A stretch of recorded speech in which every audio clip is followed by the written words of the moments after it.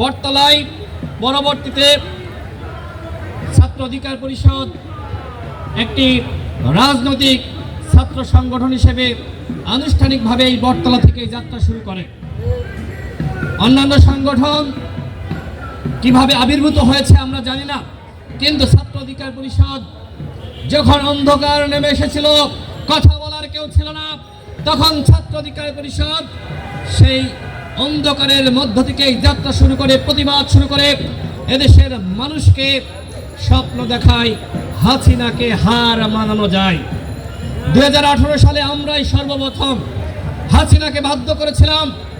আমরা রাজু ভাস্কর্য থেকে ঘোষণা দিয়েছিলাম, জাতীয় সংসদে দাঁড়িয়ে ঘোষণা দিতে হবে, কোটা সংস্কার করা হবে, অন্যথায় আমরা রাজপথ ছাড়ব না।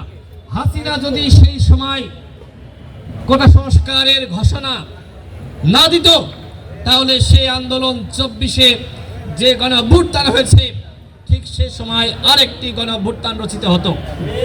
যাই হোক, হাসিনা বুঝতে পেরেছিল যে এখন ছাত্রদেরকে খেপানো যাবে না, ঠান্ডা মাথায় কোটা বাতিল করেছিলেন। কিন্তু এই কোটা সংস্কার আন্দোলন থেকেই যে হাসিনার পতনের আন্দোলন শুরু হয়েছিল, সেটা আমরা কেউ জানতাম না। মহান আল্লাহ রাব্বুল আলামিন যে হাসিনার পতন এই ছাত্রদের হাতে, যারা কোটা সংস্কার আন্দোলনের নেতৃত্ব দিয়েছিল, যারা কোটা সংস্কার আন্দোলনে অংশ নিয়েছিল, তাদের হাতেই লিখে রেখেছিল, আমরা কেউ জানতাম না। এরপরে ডাকসু নির্বাচন আপনারা দেখেছেন, সেই নির্বাচন কিভাবে একটি কারচুপিপূর্ণ নির্বাচন ছিল। তারপরেও সেখানে ভিপি জিএস সহ আমরা 11টি পদে নির্বাচিত হয়েছিলাম, কিন্তু মাত্র 2টি পদ ঘোষণা দেওয়া হয়েছিল। আমরা কি থেমে গিয়েছিলাম? আমরা এই ডাকসুর ভিপি পদে নির্বাচিত হওয়ার পর থেকেই আমরা এদেশে গণতান্ত্রিক আন্দোলন, লড়াই, সংগ্রাম শুরু করেছি।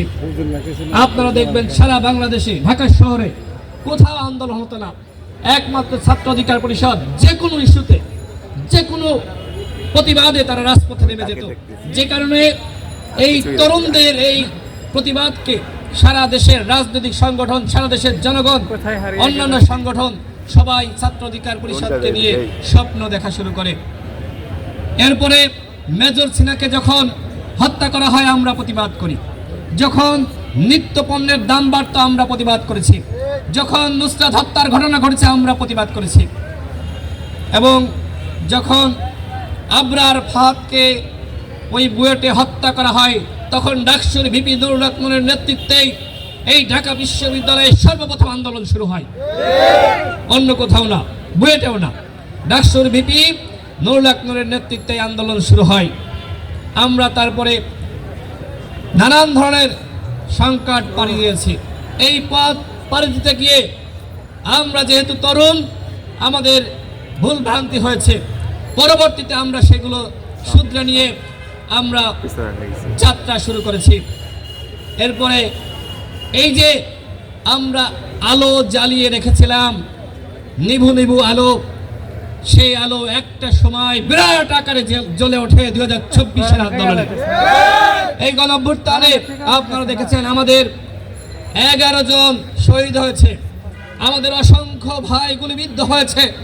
আমাদের সংগ্রামী সভাপতি নুরুল হক নূর, তিনি গ্রেপ্তার হয়েছিলেন। আমার বাসায় 2 বার অভিযান চালানো হয়। আমাদের বিনিয়ামিন মোল্লাকে র্যাব তুলে নিয়ে যায়। ছাত্রনেতা নাজমুল হাসান, তিনি হাসপাতালে ভর্তি ছিলেন। এখানে আরো যারা আছেন আমাদের নেতৃবৃন্দ, তারা অনেকে আহত হয়েছিলেন, গুলিবিদ্ধ হয়েছিলেন। ছাত্র অধিকার পরিষদ, যেটি বিনিয়ামিন মোল্লা বলেছে, আমরা প্রত্যেকটা ক্যাম্প আছে, প্রত্যেকটা জেলায়, প্রত্যেকটা উপজেলায় ছাত্র অধিকার পরিষদ, অন্যান্য ছাত্র সংগঠন, সাধারণ শিক্ষার্থী, তাদের সাথে থেকে, সাথে নিয়ে একসাথে আন্দোলন পরিচালনা করেছে। আমরা এটি বলছি না ছাত্র অধিকার পরিষদ এককভাবে নেতৃত্ব দিয়েছে, তবে এটি বলতে হবে ছাত্র অধিকার পরিষদের অন্যতম নেতৃত্ব ছিল সেখানে। এদেশের সাধারণ শিক্ষার্থীরা, এদেশের তরুণরা আবাবিল পাখির ন্যায় নেমে এসেছিল।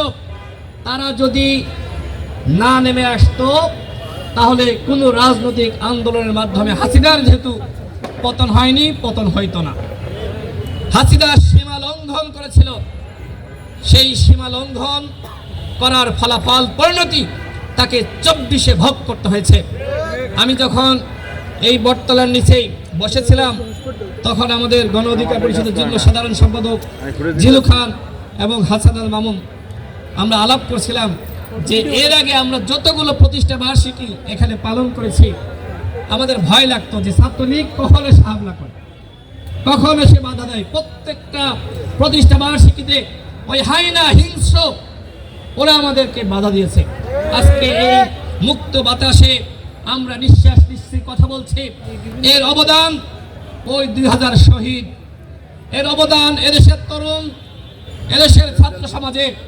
আমরা এই প্রতিষ্ঠা বার্ষিকীতে আমরা ওই শহীদের আত্মার মাগফিরাত কামনা করি, মহান আল্লাহ রাব্বুল আলামিনের কাছে দোয়া করি আল্লাহ যেন তাদেরকে জান্নাতবাসী করেন। একই সাথে যারা আহত হয়েছিল তাদের সুস্থতা কামনা করি।